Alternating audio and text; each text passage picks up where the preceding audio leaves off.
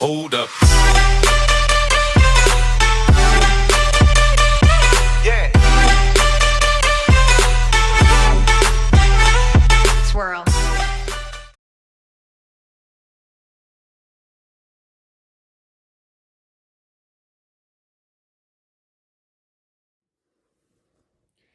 Hey guys, and welcome back to my channel. I know you missed this face. Today we're gonna do like a quick kind of mukbang. This isn't food I ordered. Having a sister, she brings food to me. So it is like cheese curds, some fries, and I have 2 pieces of chicken in here. But we're gonna have like a little talk because this is not something, you know, I normally do on my channel. So, but I know, you know, we're just gonna have like talks, a conversation on. I'm drinking on Dr. Pepper, the good old soda. I know everybody likes a soda, but that's besides the point. Let's just go get on this tutorial into the video. So we're gonna chat a little bit about life, but first, I want to talk a little bit about personal experiences, and it's gonna be kind of like a story time. So story time is, I know that there's a lot of people who are new to my channel who may not know me, may not know what's going on, may not know any type of situation that I have been in this past year and the end of 2019. So I got married in 2019, and I was expecting a child. To keep this story time kind of on the side of, I don't know, trying to make sure that I get to the point. I'm gonna try not to use too many names, because then that's when it gets confusing. But like I said, these are stories people have been asking. There's answers they need to know. And this video is pretty much exposing the truth, because I'm so big, I can't stress enough how big I am on the absolute truth of things. And some people are scared of the truth. Some people can't tell the truth. Some people have a hard time being honest with themselves, being honest with people in general. So I never had a problem with being a truthful person, and it will not start today.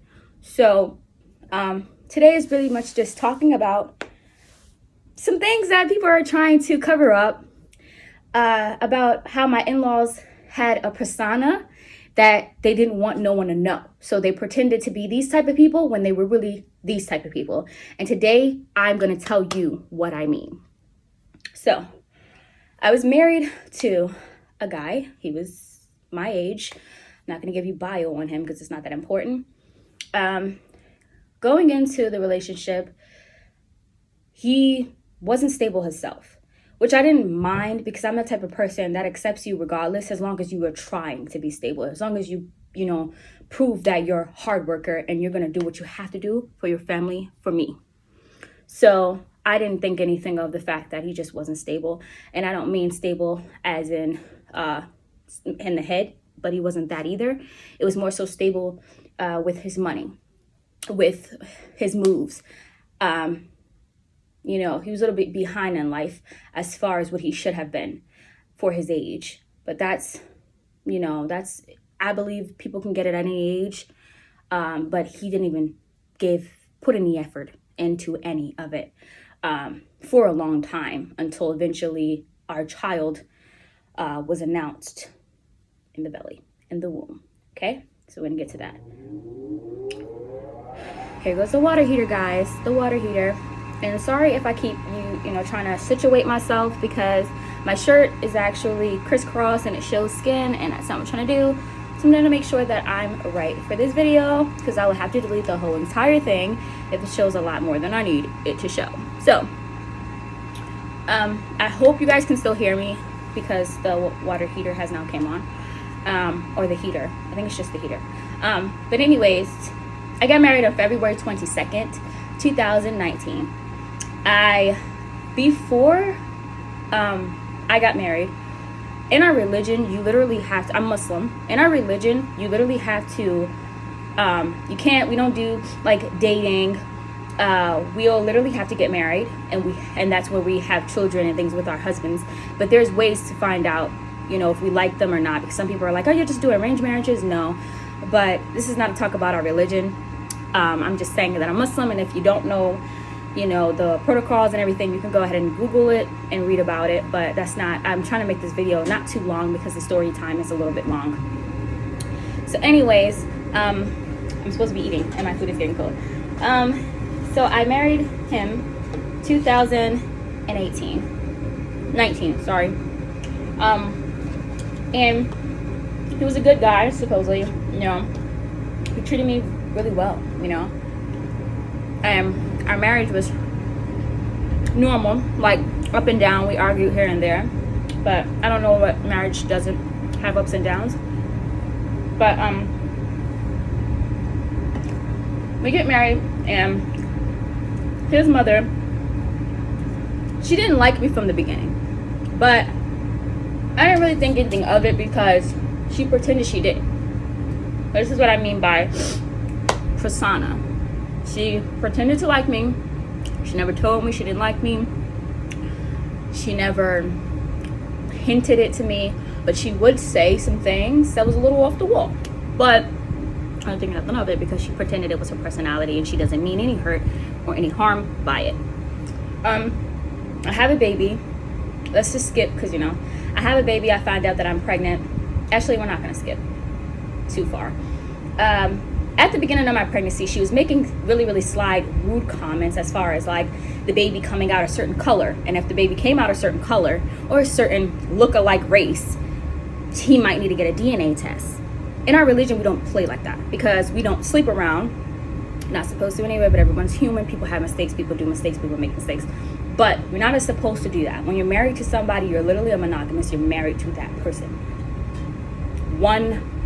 As a woman, one man. You don't get 3 men, you don't get 4 men, you get 1 man. So to say the child might come out brown, it might not be his because he is white and black. He is African American and he is Caucasian. His mother is Caucasian and his father is black. So he's light skinned. But she's like, if the kid doesn't come out light skinned, then it might not be his. You might need to get a DNA test. Ha ha ha. Thought it was funny. That was the first negative thing she ever said about my daughter. And I'm like, okay. After that, I was like, no, sir. I don't like the attitude she's giving me, and I'm not with it. Not with it at all. So I stopped speaking to her. All platforms, cut it all off because, not block her or anything, but I just stopped talking to her. Later on, 8 months, he started telling me how his family thought I was talking about them rudely, and he would say, he was a drama. He loved drama. And they told me that at the beginning, but seemed like they told a lot of things that wasn't always true or had to check and see if it was true. So I didn't always believe everything off the bat, but he was less believable than they were. So I believed a lot of things they said because it made more sense. Things he would say didn't make too much sense. And they would get attitudes or hatred out of the nowhere towards me. And I'm like, huh? So he was telling them, going back and forth, all this whole time I didn't know that I was talking about them. Comes to find out it's because he really didn't want me to be close with them. So he tried to break bridges so that I could stay far away from them. So he made it seem like I was talking about them. And then he would go back and say, my family was talking about them. Even though my family doing something has nothing to do with them. Or me, should I say. But anyways, they're drama field. So it is what it is. You take the drama. If you're a drama person, you love drama, you're going to snatch it anyway. Any way you can. So skip to 8 months pregnant. I'm hearing they want to fight me for stupid reasons. And I'm like, you want to fight an 8-month pregnant person? They don't care. Smart remarks as far as they don't care. They'll kick me and the babies behind. First of all, the baby is related to them. Oh, you are so Their dumb. Niece, you are really dumb. Okay? And I'm like, okay, skip to that. 8 months, 35 weeks, one day, I am at work. I work at a call center. I am currently in training. So you take a lot of information. Because in training, you got to figure out how to work the computer, the systems, how to do this. If someone call drop, how to fix their phones, pay their bills. If you have to, take money, use their credit cards. If you know the call business, you have to learn how to do everything. Void calls, take things off, primary people on, put secondary people owners on. Ooh, it's a lot. So it was so much information. One day I was taking all this information. Me and my mother, she got me hooked up with the job. She worked there, and so did my sister. My sister worked a different type of shift. Me and my mother worked almost the same shift, but she did something different. She was already on the floor. I was in training. So one day I realized after my first break, I see my mother, and I went over there. I was like, I noticed my daughter is not moving too much. She was a very active baby. She moved, kicked, rolled, karate, anything you name, she had it. Like, she loved, you would see my lumps. If you know what like pregnancy is, like, you see the lumps go this way, that way, up and down, to the left, circle. She did everything. She was doing acrobatics inside the womb, literally. So for her not to move really at all, with all the stress of waking up at 4 a.m., being almost 9 months pregnant, and then having taken all this information so early, 4 a.m., I had to wake up. I didn't have to be there till 6, but I woke up at 4 because it was a half an hour drive. And so you can imagine how stressful that is. So it didn't cross my mind that my child wasn't really moving until later on. Then I started feeling horrible pains in my stomach. I told my mother. She was like, we need to go to the hospital right now. So she told my supervisor and everybody, we need to go. This baby is not moving. Let's hope, pray. Everything is pretty good with her because, she could just be sleeping, because everybody's like, fetuses, babies as they get older, they don't really move much. They don't have that much room, especially because you're almost at the end. She may just be sleeping. She may just be lazy today, whatever. But I noticed it was actually a day and a half since she kind of moved, because, like I said, so much energy, drama, field, everything. When we get to the hospital, the guy is like, let's see the ultrasound. The first thing he does is put a heart monitor on, and her heart rate is really, really good, strong.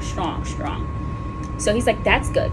That means she is alive, thank God, So I was like, okay, I can calm down. But he's like, still no movement. He checks, he doesn't see much fluid around the placenta, which is very bad because the placenta needs a lot of fluid. It's supposed to be filled with fluid, and for it to be looking dried up, it's not very good. But doctors, they always tell you, don't worry. They don't want you to go crazy or it's not going to help the situation if the mother is even more stressed out, crying and stressed. So he was like, no worries. Hopefully, let's get you some liquid inside your body and see if something happens then. Turn over to your right side, drink some ginger ale because that's sugar. See if the baby moves then. So I waited an hour on my left side. The baby did not move. Ate some peanut butter crackers. The sugar didn't make her move any at all. So my mother was like, she had something to do. So she was like, but I is it looking bad? Is it looking she's going to be over here overnight, or is she going to get discharged? Because I can have my son come and get her, and she, when she's ready to be discharged. And he was like, yeah, we're not keeping her. Definitely, she's going to be able to go home. We're just trying to get some activity from the baby. So she was like, okay, I can leave her here then, and nothing. You sure? He's like, yeah, I'm sure. Right when my mother leaves, maybe like 10 minutes later, they come in there like, well, you got to get you changed into a gown and take you into a delivery room because you're not going home tonight. You will have this baby today.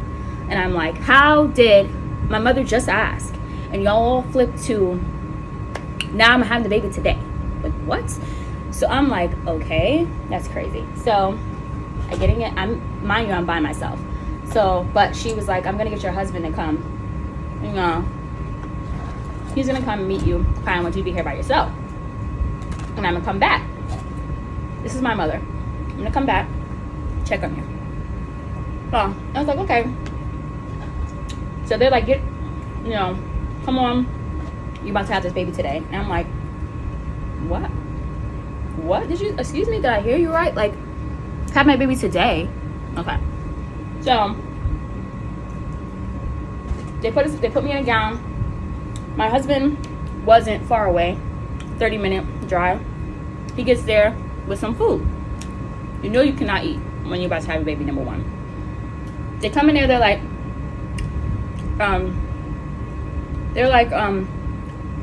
we're gonna get a higher ultrasound technician to come and look at the baby one more time, and she's gonna determine if the baby is able to is doing any movement, so you can go home, or if the baby's not doing any movement, it's either have the baby naturally or C-section. When she came in there, she was counting the movements, wasn't much at all. Her face looked worried. She looked like she was scared for me, and it didn't look very good. Her reaction didn't look very good. So she goes out, and then the guy comes in. He's like, so let me explain to you what happens, because I need to. He's like, basically your baby, he said, it's not looking good. Your baby needs to get out now, because right now the placenta just completely stopped working for her. He said this is very normal. It happens very often.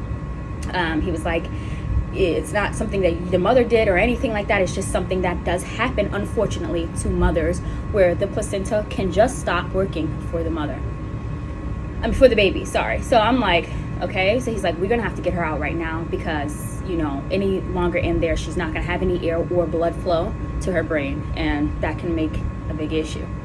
So he's like, C-section, because her heart rate is also not strong enough for her to deliver herself out. So I'm like, okay. Because I already asked him, is there any way I can avoid a C-section, because I definitely didn't want one, especially for my first pregnancy and first delivery. And he was like, I'm sorry, we tried everything, but it doesn't look like a natural birth can happen. I didn't get to see my daughter at all. They carried her over to the table. There was no crying. Usually when you have a baby on the movies and stuff, you hear the baby crying, and you're like, and that's a relief for a mother, like, whew, she's crying. She came out. I wasn't even aware she came out, because she didn't cry. But my mother was at the head side of me when I'm having my delivery, because I skipped to the delivery part. Yes, I'm trying to make sure this video is not an hour long, but if so, I'm sorry, guys.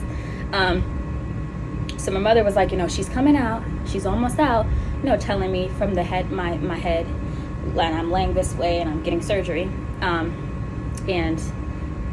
So she's like, they got the baby out. She tells me they're carrying her to the table, and I think she knew the way that they looked at the baby.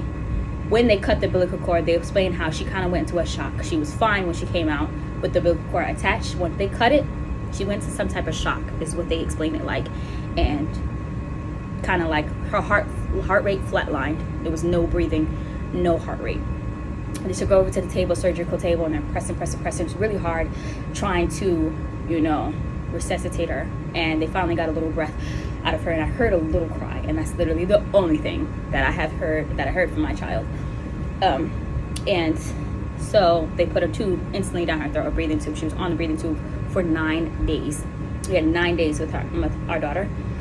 We finally got to see her. She got transferred to a hospital a little bit further, 2 hours away.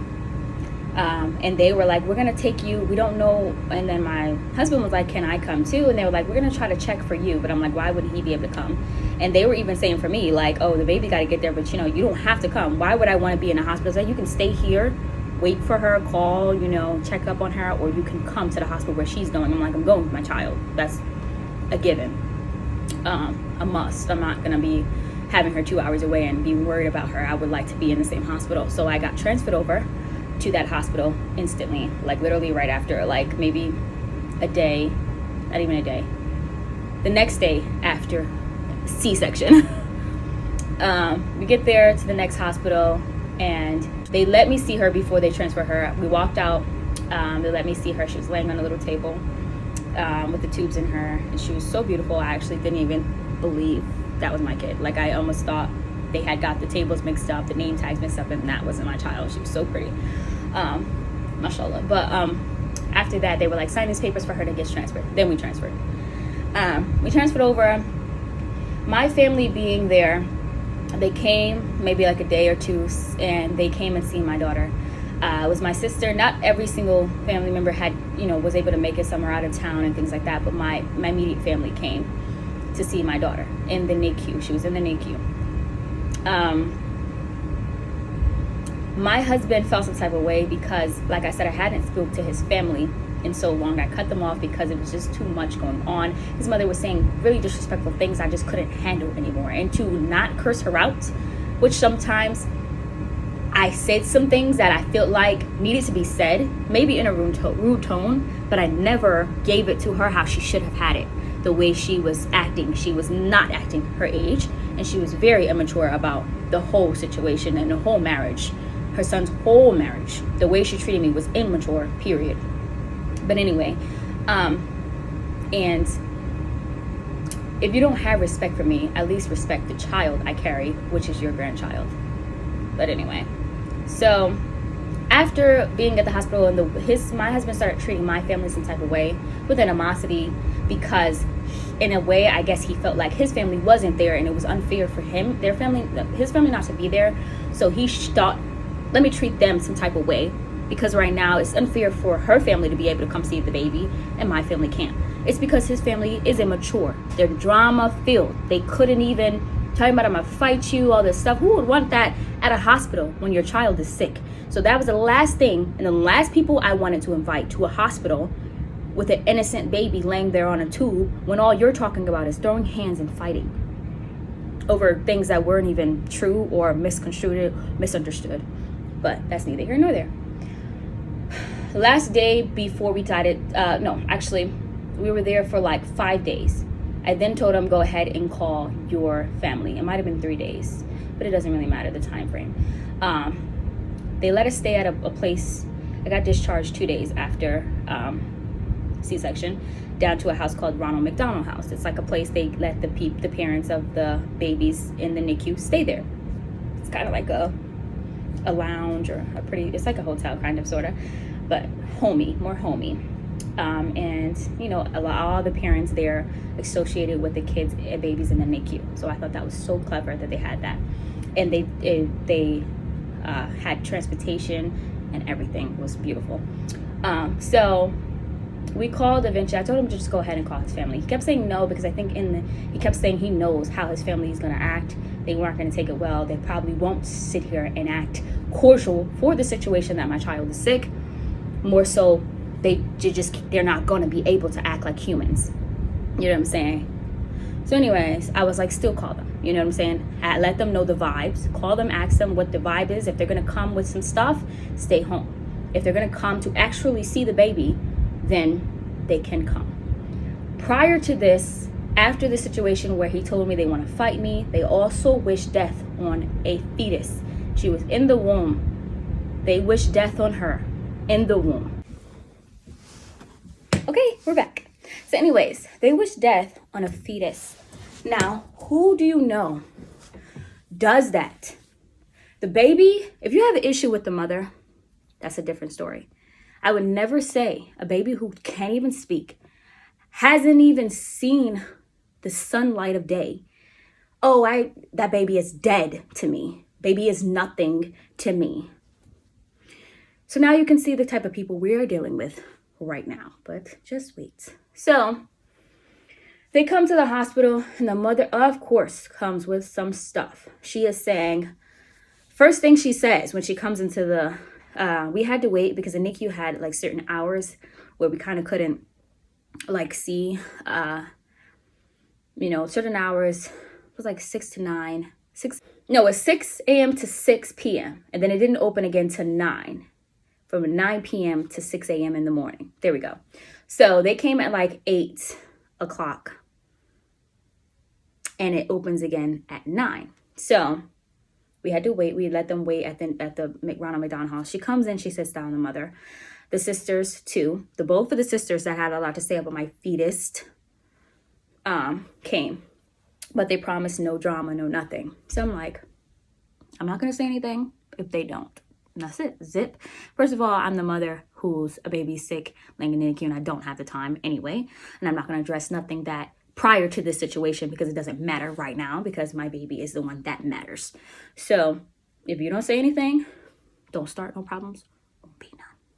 So anyway, they get to the Ronald McDonald House. The first thing the mother says is, I guess he went outside and he showed a picture of my daughter. They hadn't seen her, like I said. I told him no pictures because his mother is huge social media fiend. She can't stay on social media to save her life. Like, she posts everything on Facebook, everything publicly on Facebook when it doesn't need to be. Arguments, eviction notices, anything on Facebook.com. Some things just don't need to be on social media. But anyway, so I already was like, no pictures, because I know my baby's going to be on there. And that's before I even had the child. Healthy or not, I didn't want my child on her page, because for the safety of the child, the haters, all that stuff, I didn't want my baby shown until I feel like I wanted my baby shown. And it doesn't need to be a reason, but the reason is I believe in the evil eye. I believe in bad vibes going onto the child, haters, and things like that. And I didn't want that for my baby very early. So I was going to wait till she got a little older. And then I would have been like, okay, it's fine to post her and everything like that. And to this day, I still have not posted her. But some people have gotten personal pictures, like as far as close friends and family. That's it. There's some people I kind of talk to on a daily, but they're not my family. I mean, day to day, but they're not my family. So that still have not seen this baby. So, they come to the NICU. She's like, I was like, oh my God, yeah, the baby looks she says something. And I'm like, yeah, the baby looks just like my husband. And she's like, I don't see him in her. And I'm like, are you serious? If you're watching the video, you see my daughter. She looks exactly like her dad. So I'm like, okay, but I didn't think anything of it because I didn't think she was being rude. You know what I'm saying? So I was like, no, let me show you. Even in the she came out, she looked like him. I have an ultrasound picture. I may post that if I find it. Ultrasound picture and him together. They look exactly alike. I will post that if I find it. If I don't quote me on it. And I was like, look, and she's like, I don't see him. I'm sorry. No, doesn't look like my son. So I'm like, after that, I'm like, okay, now I think she's trying to throw shade, like as far as the baby doesn't look like him. And everyone in this room with eyes can see this baby has been spit out by him. So I'm like, okay. So we get to the NICU. I don't think he was around when she was saying these things. I think he was like walked away and things like that. So she was saying under slide tongue or under her breath and things like that because she was immature. We get to the NICU. She comes and she's it's only 2 people per person, like a parent and someone else.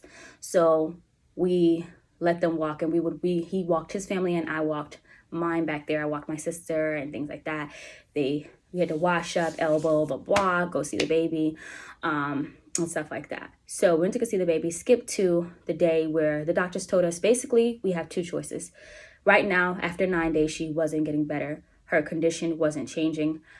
So we had to accept the fact that we can either take her home and she'll always be on a breathing tube and her chest will always go up and down due to the fact that the breathing tube is blowing air into her chest, but she is not breathing. She is taking little breaths here and there, huffs and puffs, but it's not enough, not frequently enough for her to take off the tube and survive.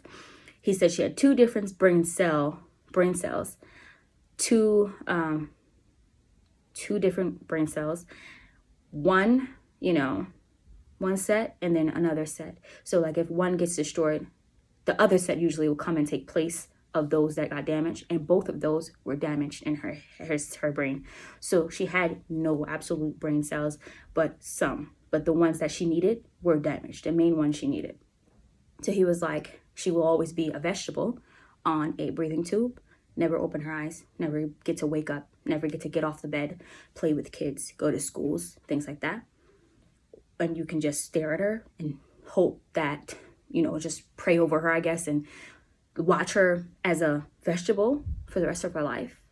And knowing she may suffer while you are being selfish, needing her. He didn't say all this, but in other words, he said, or you can pull the plug or the tube out, see if she breathes on her own, because that could be a miracle, or let her go. That's the hardest decision as parents, especially being the first child, to hear. So, of course, we had to make the decision. It's not even, of course, because my husband really wanted to have her as a vegetable, but he being selfish. And I kind of had to speak to him and be like, you don't want her to miss out on life. Let her go. Let her be happy. She's an innocent baby who barely lived her life. The only place she is going is heaven. So at the end of the day, I'd rather her be in heaven than be laying here on the bed wishing we let her go, So eventually he was like, okay, we're going to pull the plug, But he wanted to wait for his family. His mother, she comes back. She goes home after visiting her the first time, and she comes back. But she gets on the road very late, knowing she's 6 hours or 8 hours away. I think she's like 7 hours away. She gets on the road at 1 when we're supposed to be pulling the plug in the afternoon sometime. I want it to be pulled in the afternoon as quick as possible. After he told us she's basically suffering, I wanted to do it as ASAP. He wanted to wait for his mother. Of course, I didn't want to do that, and I didn't even want to wait for mine. My mother was an hour drive away, and I didn't even want to wait for her. I was like, at this point, I want my baby to be free. Free from pain, free from misery, free from everything, and just be in heaven with the other children who have lost their life very early, or lost their life in general, or grandparents and other people that were waiting for her. So no, I did not want to wait 6 hours for his mother, especially with those type of stuff she was talking and the way she was addressing the situation in general. I definitely did not want to wait for that woman. But they were like, here in Columbia, South Carolina, that was where we were, but I lived in York, South Carolina. They were like, it's both of the parents. If they don't agree on one thing, we will not do anything until both of you have the same decision. And so they was like, you want to wait for your mother, and I understand that you don't. And I was like, no. And he was like, and the lady was like, well, you guys are gonna have to agree. Sorry, we can't do anything. We can't listen to the dad without your approval. We can't listen to mom without his approval. So we had to wait for the woman who doesn't even think it is her grandkid. Okay. So anyways, she gets to the hospital. It's 9 o'clock. Okay, my mother comes, my sister comes. I said just the parents and just the grandparents to be in the room. Just my mother and his mother. His father was deceased. My dad was at home. He is in a wheelchair, so he wasn't able to make it. As like I said, this is 2 hours away. So it was just my mother, his mother, my sister, his sister, and him and me. And I only wanted my mother, his mother, and me and him in the room. But my sisters and them, I wanted them to come in and hold the baby while we took her off the tube. We took some pictures with her while she was on the tube and off. And they were like, for a minute, the doctor came in. He was like, she's going to breathe. Take like huffs and puffs here and there. And he was like, and if, God's willing, she may just breathe on her own. If not, he said we waited usually like 30 minutes an hour. And if they stop breathing, they're gone. I'll let you know when she stops breathing. But he said she's gonna jerk, have reactions, and huff and puff. So he takes her off. He's like, okay, you ready? We took some pictures with her, and then we took some pictures. They take the plug out, and she's breathing and doing the huff and puffing, gasping for air, kind of, sort of, every once in a while, like taking a big breath. And a teardrop actually falls from her eyes. That was the hardest thing, because I'm like, I don't know if there's a tear of joy or a tear of sadness, or could have been both. So we passed the baby around. They were like, who wants to hold it first? My mother, she wasn't really saying much. I think it might have just been tough on her. For my daughter, I stayed strong. And no matter what, honestly, I'm a strong person in general. So I stayed strong. I did, cry, but not in front of everyone, because I wanted that time to myself. My husband, he shed a little tears, and I think I shed a little tears, but I didn't burst out crying or whatever. I wanted a little bit of alone time. Excuse me, sorry guys. A little alone time with myself to cry. So they were like, who wants to hold her first when we let the tube, out? And the mother volunteered, his mother, which I didn't mind. I let her hold her, and she was like, well, can we get some pictures with her tube out? Again, social media. So I said, no pictures. I said, if any pictures, after the tube was out, I kind of had a change of heart. I was like, you know what? Let me just let them get a couple of pictures. But I said, it's going to be having it be taken from my husband's phone, and he can send it to you. And she still snuck some pictures with her phone. Of course she did. So even though I seen her, I was like, whatever. hopefully, as seeing how hard this time is, this woman will not go on social media with these pictures. So I just had to, at this point, do the big old TRUST and trust that she will respect my decision, my daughter, deceased image, and my husband, who also asked her not to post any pictures on social media. We had this conversation many times prior. So, and even right before, he said, don't post them on social media. I won't, I know. So we all hold her and da-da-da-da. So then we have to sign because we had to travel her back 2 hours. We were 2 hours away. We do our own burials as Muslims. We had to take her back. We don't burn the body and put it in ashes. We don't do any of that. We bury them ourselves. We have a burial on our property we own in South Carolina. So we wanted to take her back there because we were in Colombia. So we had to sign a bunch of papers. It was just me, actually. I don't know why I said we. The mother, they wanted the mother's consent. The first thing that the mother actually says is your name on the birth certificate or whatever? Because she thought there was a birth certificate coming in the room, but it was just the papers to release the body to us. And I'm like, why wouldn't he be? He is the father of her. Why would he not be on the birth certificate? But this woman has been saying that because with her own situation, she put her husband on his birth certificate. His father was not on his birth certificate. The man she was with currently, that raised him, was on his birth certificate, not his father, because his father was deceased. So even though you can put a deceased person on a birth certificate, but besides the point. So he kept pressuring me to make sure that he's on the birth certificate. And I'm like, why wouldn't you be? I would never not put another man on your birth certificate if they're not your father. So anyway, but that's what his mother did. So he had some type of issues with that and trust issues to me with what his mother had him go through. So anyway, we buried the baby January 1st. The same day, his sisters who didn't make it to the NICU to see her or anything like that, wanted to come down for the burial, which we say janaza. It's just Arabic for basically like a funeral or burial. So they come down. Again, they leave very late. They're 8 hours away. The janaza is supposed to be, we do it a fast burial. We don't freeze the body.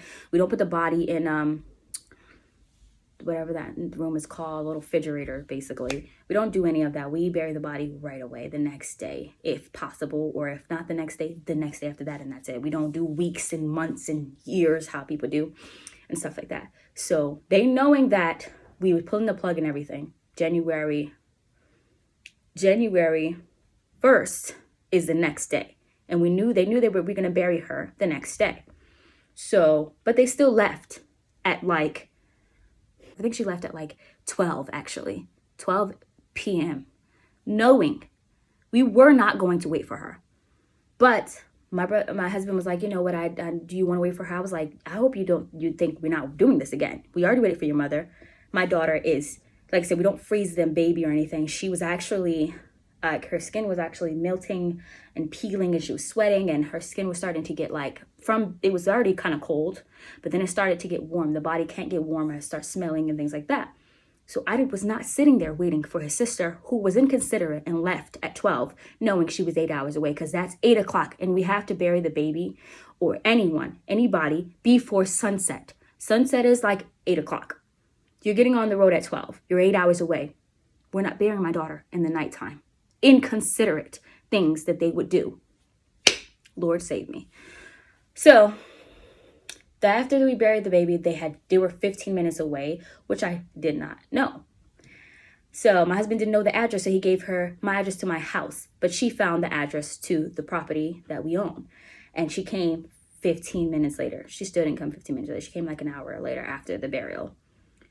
So she came and she gave, greetings to the body and everything like that. Well, she was already buried and everything like that. We already had the prayers over the bodies and everything like that. She came, she asked to have quality time with my husband, but after burying a child, the only person who should be with you right now is us together. If you want to spend quality time, at least keep him close to me, because right now I'm feeling some type of way. I'm mourning. and you come and you're like trying to take the husband around or whatever. And I was like, I didn't think anything of it. I was like, whatever. He asked me to go with his sisters because he hasn't seen them in a while because they live in Tennessee and he lived in South Carolina with me. So I was like, whatever. Didn't think anything of it. Then I got home, I was like, I'm actually pretty lonely and I was actually pretty sad. They didn't invite me for the reasons of I'm disrespectful and I talk about them. So I was like, okay. So I went home with my family, you know.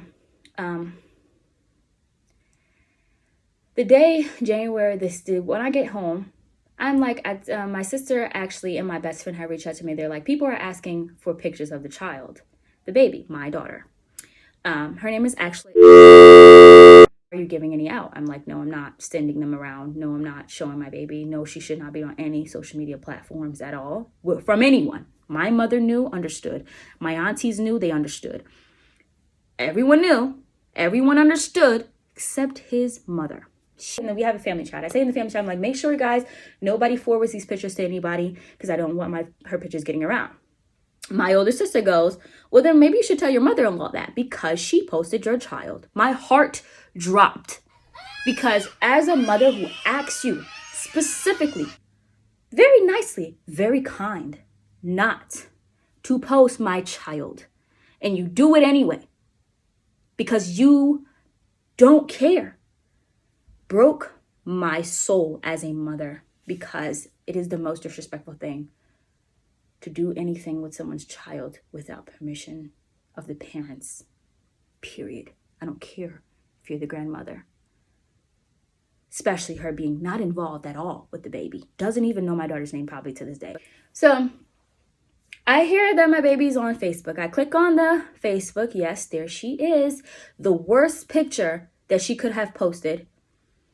She had just took the tube out her nose. Her lips are so dry, they're cracking because she had a tube in her but she had, we had taken other pictures where we had exfoliated her lips. She looks great. She was washed. There was so many other pictures she could have chose where the baby looks healthy, like she's Sleeping Beauty. But she chose the sickest looking one. Eyes dark, because the life had just kind of left her. And her body was becoming cold right after the tuba got out. So she looked purplish, like she was like a purplish color. She posted my baby, of course, like that. With a prayer. Pray for my grandbaby. Long story about, oh, I'm so heartbroken. I can't sleep. It bothers me. When you have talked about my child this whole time. Number one, your child, you kept saying the baby was not related to you. Was not your grandchild.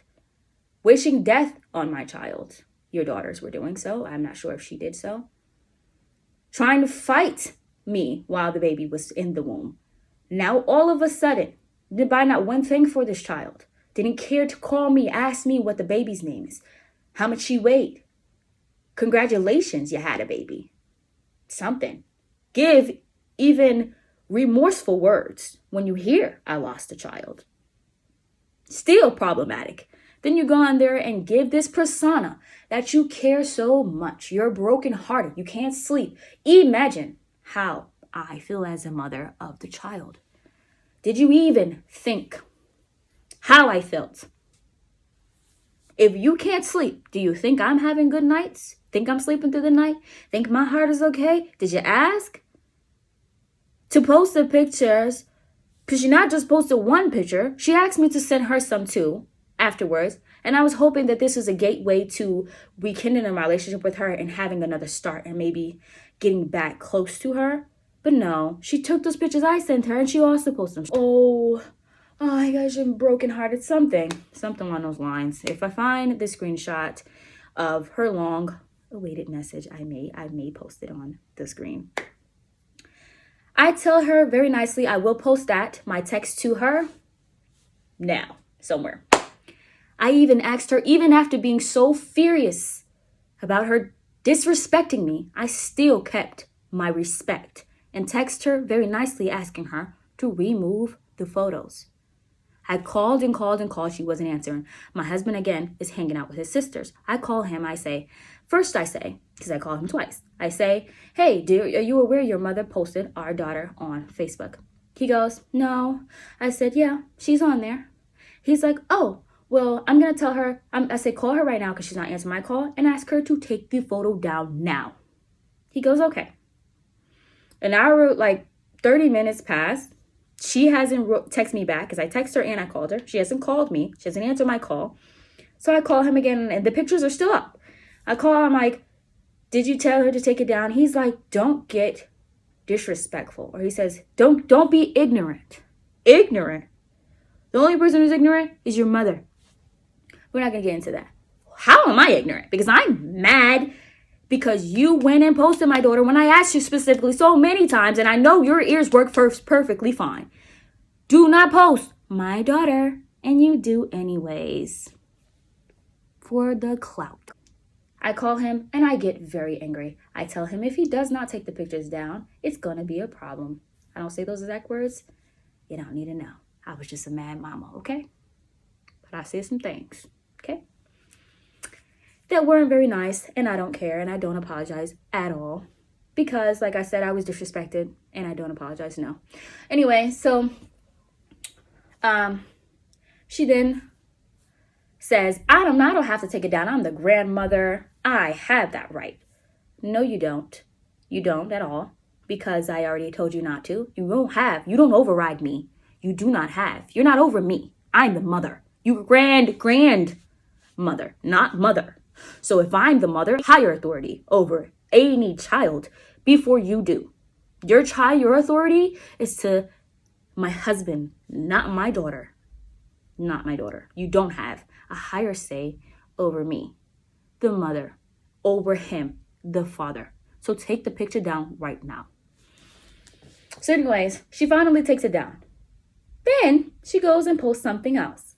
I was harassed to take the photo down because I posted my grandbaby. Don't I have that right? If I do, comment down below what you think. Do you think I should go post the picture again because I have that right as a grandmother, or just leave it and forget about her? No one told her she had to forget about my daughter at all. I said, take it down because she doesn't need to be up there deceased. Number one, I don't care if she looks like she's sleeping. She has a blanket wrapped around her. She's not naked. It has nothing to do with the fact she was naked. I don't care if she had 5 layers of clothes on. It's not about the fact that. It's not about the fact that she looks sick. Her lips are dry. It doesn't matter if she looked like Angel. Because she definitely was beautiful. It's not about the looks. I don't want my daughter on your page for no clout, for nothing. I don't care if you're genuinely asking for prayers.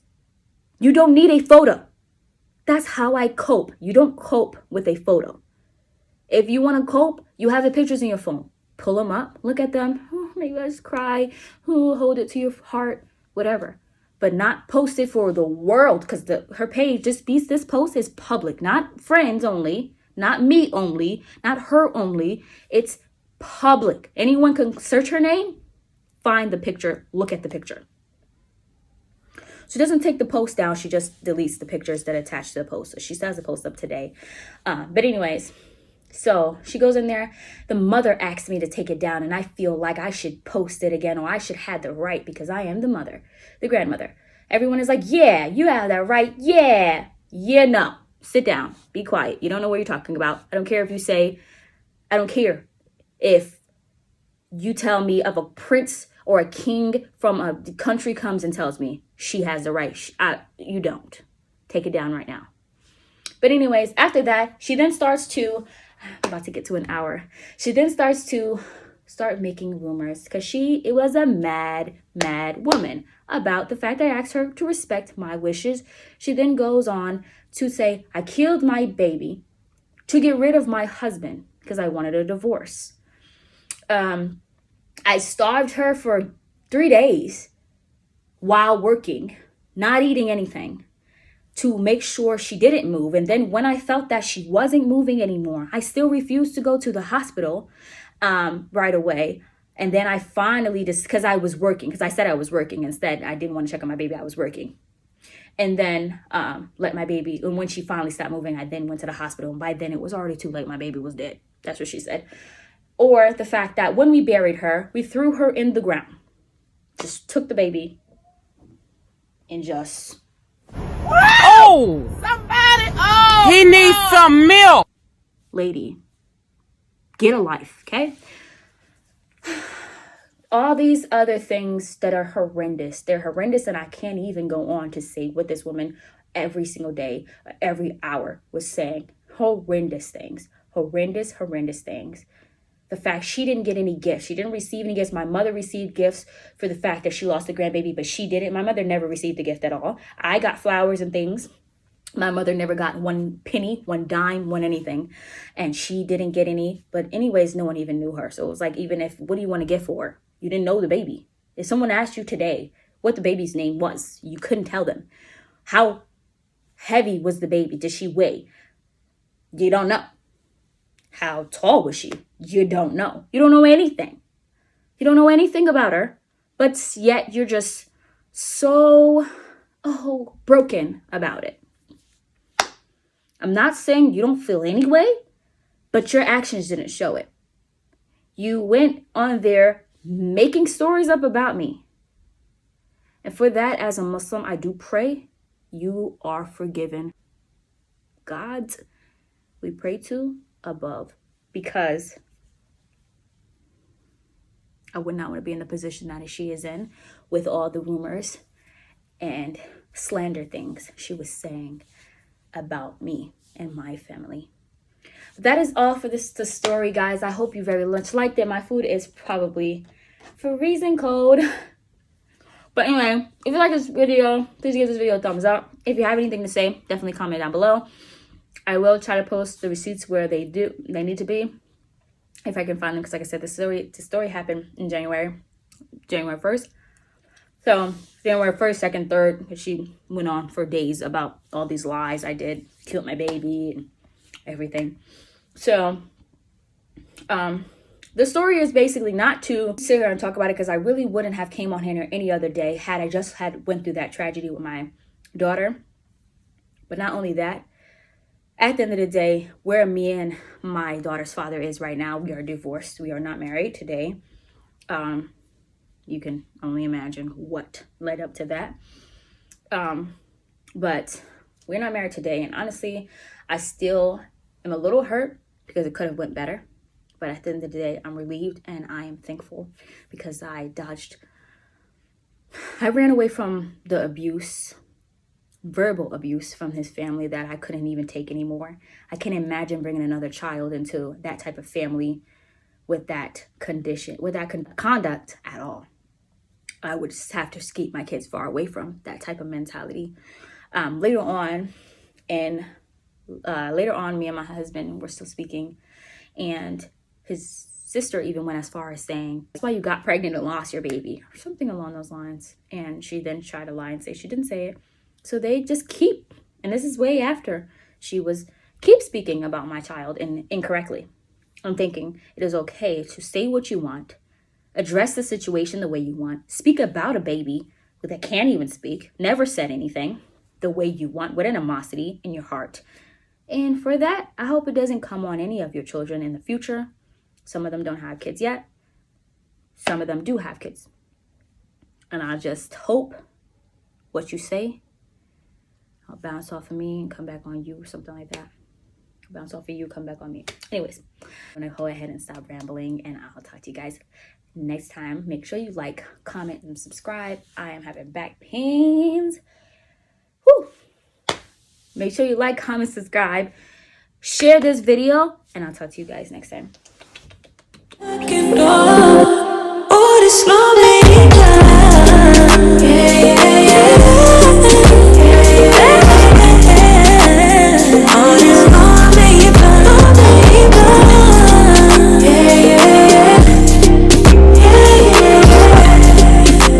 So you need me to